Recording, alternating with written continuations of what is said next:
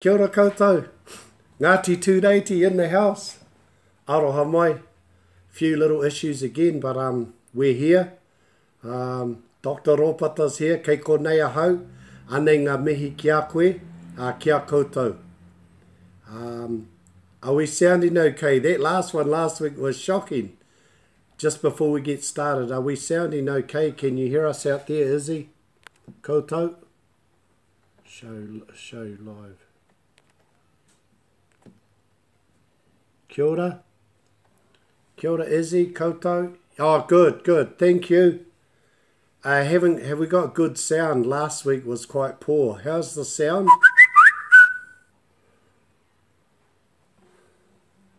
Good. Just give us a moment, Whānau. Hopefully our sound is a bit... This one? Mm-hmm. It's great. Thank you. Thank you, Izzy. Thank you. We've got good connection. Bro, can I let you totu with that? Eh? You got that sorted, eh? If we get cut off, Dr. Ropata's trying to get something going over here, but I reckon we'll just make a start, Whānau, and we'll trust in it, eh? And how about we'll start with this week's karakia, because that's a good place to start. We'll start with our our karakia. That one there, bro? Mm-hmm. Is that us? All good now? Okay. Get us going over here, but we'll just start with our karakia like it's always a good place to start. Let's go, Whānau. So karakia tuarima, week 5. Our karakia ki te atua, the Lord's Prayer. So if you know it out there, just join in with me. We might be doing the Kiimai live, but each week we've also got a relative karakia. So our karakia this week is karakia ki te atua, the Lord's Prayer, and we'll make a start there, okay? So here we go, Whānau. Bear with us in our little technical issues here, but we'll get there.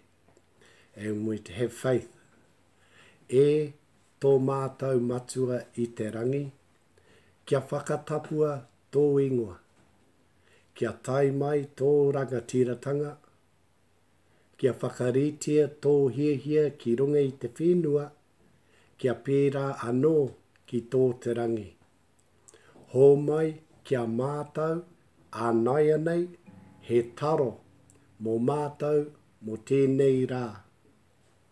Murua o mātou hara, me mātou e murua I ngā hara o te hunga e harana kia mātou. Kaua mātou e tukua kia whakawaia, engari whakaorangia mātou I te kino. Nō hoki te rangatiratanga, te kaha, me te kororia, mō ake, āmene. Kia ora koutou. Hey, thanks. I can see some little messages. I'm just going to do something. None. Ka pai, I've got them there, eh? Ka pai. Kia ora, Izzy. Kia ora, Izzy. Kia ora, Izzy. Kia ora, Izzy. I can see you're out there, Izzy. Kia ora, Rochelle. Rochelle in the house. Kei konei. Kei kona koe. Kei roto I te whare. Kei ko rā koe te atawhai. Kei roto I te whare. Kei konei, Dr. Ropata. Kei roto I te whare. Ki te aha, ki te ako I tō tātou reo e. Kia ora koutou. Tēnā koe, Doctor. Okay.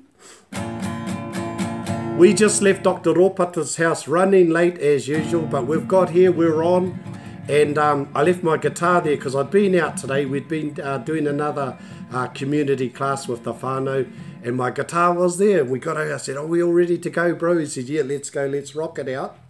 And I went to play the guitar and it went bleh. And Rochelle, your kids, they turned all the ears and they flattened my guitar. We've just tuned it up. Funny as, eh? Let's sing the waiata, the karakia, e tō mātou, matua I te rangi. Everyone's tonight, doesn't matter what one we believe in, it's all good for us, Te Reo. Our Father who art in heaven. Whose Father? E tō mātou. Oh no, I'm sorry, little rascals, just like their father. He's a doctor. E tō mātou matua I te rangi, kia whakatapua tō ingoa, kia tai mai tō rangatiratanga, kia mea tia tau e pai ai ki runga ki te whenua, kia pēra anō ki tō te rangi. Ho mai kia mātou aia nei, he taro mō mātou mō te heira.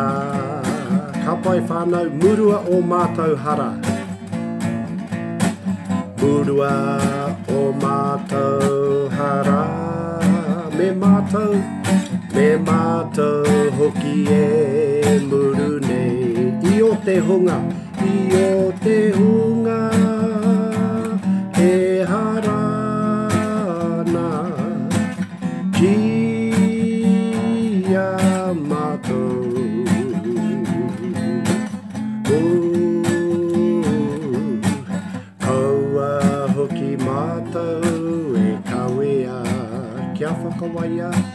Kia whakawaia, engari whakaorangia, engari whakaorangia mātou I te kino. Nau hoki te rangatiratanga. Aroha mai. Nau hoki te rangatiratanga, te kaha me te kororia.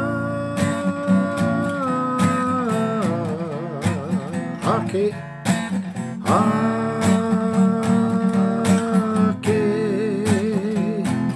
ake, ake.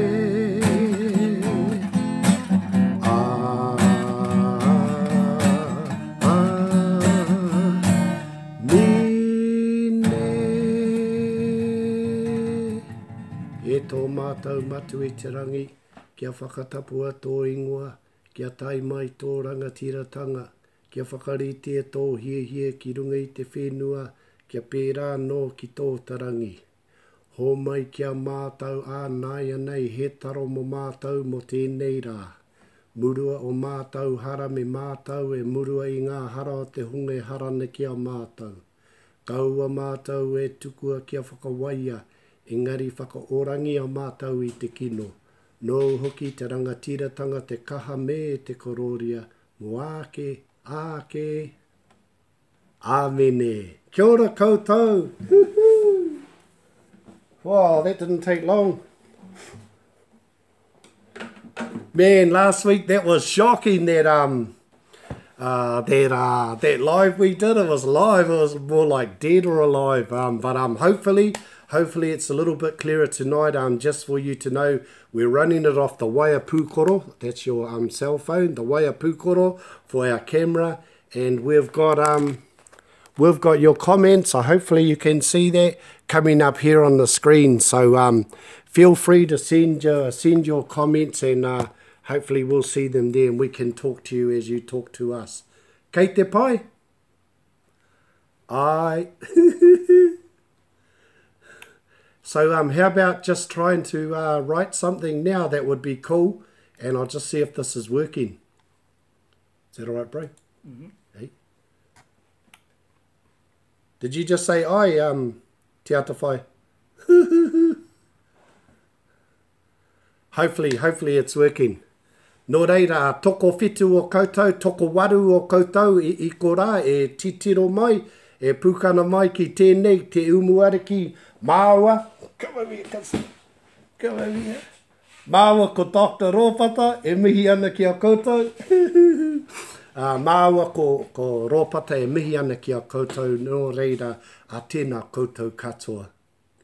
Man, it's been a pretty good week for us. But while I'm there, I must remember, you know, for some whānau, been to a tangi during the week in one of our beautiful kuia, whaia Auntie Girly up here at the marae whakarongotai, who passed away this week. She's been ailing for quite some time. So spend some time at the marae with that whānau and to farewell to Poro Aki ki aia. And so nō reira whaia koutou mā, anei ngā mihi, kua haere koutou, aroha kia koutou. As we say in the speeches, ka piti hono, tātai hono, te hunga mate ki te hunga mate. And that ka piti hono, it's like ka piti out here, it's drawing the lines between life and the departed. And the departed to the departed. Ka piti hono, tātai hono, te hunga mate ki te hunga mate. Rātau ki a rātau, moi mai rā, oki oki rā koutou. Ka piti hono, tātai roa, tātai hono, te hunga ora ki te hunga ora, tātou ki a tātou. E rongo whakairia ki runga ki a tīna, haumie huie, tai ki e. So it's also nice to mihi atu to her and to those of us around Aotearoa and Australia and wherever our whānau are throughout the puta noa ki te ao nui tonu out to the universe, to all those who have lost whānau during the week, and for those who are also ailing and struggling at this time, that in the wairua, using the wairua, te wā me te wāhi i ngā taha e rua, that we can acknowledge each other via this channel and through the channels of the wairua. And mihi ki a rātou. Mihi ki a rātou. And let's pick up on that. One of our waiata during the week, I just put it down, the waiata, the wairua gives me the wai. I said, whoa, I don't really know that one. Hoki tonu mai. But let's start there with our waiata from week 5. I'll work backwards, eh? Our waiata was called Hoki tonu mai. And at the tangi there, I found myself wanting to sing it all the time. And I thought, just follow the wairua. Doesn't matter whether I know what the song means. But while I was there, there's always someone who shed a bit of light for you. And I bumped into this fella. He's not old fella, probably older than him. And his name's Te Wari Kakik. And he's done a lot of mahi, and he does a lot of mahi for iwi and strategies for the whenua and all that. And one of his things is mō and waiata. Anyway, I was singing that karakia, that waiata, hoki. And just to remind me, let's just sing it. Help me along. Hoki tonu mai, te wairua o te tau, ki te awhireinga, ki tēnei kiri e. We'll just stop there. That's the first verse. Now, I found myself wanting to keep singing. I sing it all the days I was at the tangi, and on the final day, I found myself singing that to the kuia. And I thought, kei te pai, and it's a beautiful old song, but let's look at it. And like you guys coming back here today, no mai, haere mai, hoki mai, return, hoki mai. So that's what I'm saying to you guys. But listen to this. Hoki tonu mai, kōrero mai, return back to me. The spirit, te wairua o te tau. And te tau means lots of things, in your sweetheart, your loved one. And let's say at this time, Auntie Girly, come back. Hoki tonu mai, te wairua o te tau, ki te awhireinga, ki tēnei kiri e. Ka pai? Again. But the line that had me stumped all week is that one. Ki te awhi reinga. And I don't know, before I talk about it, did any of you, because I know I just actually got a message from Daniel from Rānera in Australia. He's having computer issues too, and he can't join us. But did anyone else manage to do a translation of the waiata? Just let me know. Did any of you manage to, while I have a drink of wai Māori? Cheers. What about you, Izzy? Any good? You did. Is that you, Izzy? Just me here, cuz. I'll just move this down. Up there? Oh, are we up there? No. Oh, we're down here. Izzy. Yes. Oh, you did, Izzy. Good. What did you find? What did you find, Fire Izzy? Fire Izzy has been joining us. She joins us here online, and she has been popping along to one of the classes in Otaki. Here we go. Again and again. Yeah. Hoki, hoki, tonu mai. Again, tonu is continuous. Good work, Fire Izzy. Isolda. Nice work, Fire. Again and again, he returns the spirit of my beloved. Awesome work. I didn't know that, but that's awesome. So,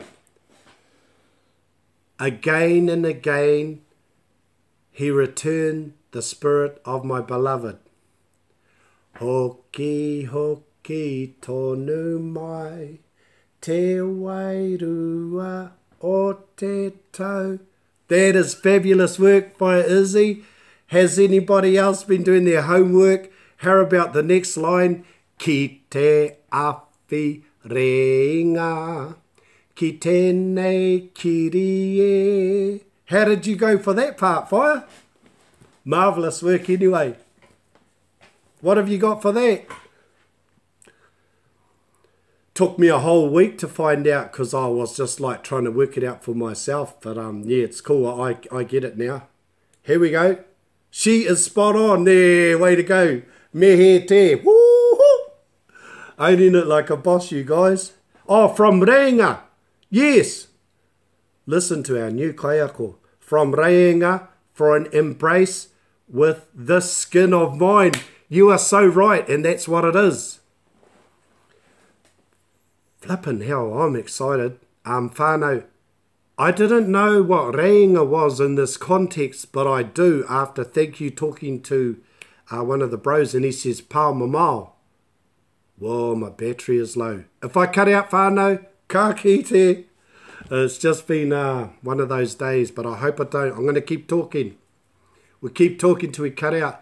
Reinga. Now listen to this. When someone passes away, we farewell them at the end of the week, and it's the final farewell when you send them on their journey around all the sacred mountain tops and all the valleys and all the rivers, and you send them up to Rerenga Wairua, which is at the tip of the North Island, farewell spirit, and you send them from there. And then, if you listen, you'll hear the word reinga come in. So, hoki atu rā ki te rerenga wairua. Hoki atu ki Hawaii nui, Hawaii roa, Hawaii pao mau mau, ki te reinga. Te hono o ngā wairua. And te reinga is right back. Hawaii nui, Hawaii roa, Hawaii pao mau, te reinga. Te hononga o ngā wairua. The gathering place of ngā spirits. And yeah, that's where Te Reinga is. And she's been embraced there, and they've been embraced there. And the song is for the spirit. The wairua, as you know, can be in several places at once, to also come back and warm the spirit, this kiri. Ki tēnei kiri. Kiri is your skin. So it's on that side, in the spiritual side, and to be manifest here in the world, the tinana. Ka pai? Awesome work, you guys. I'm wrapped. You guys are so cool finding that out. I'm so pleased. So as we sing it now,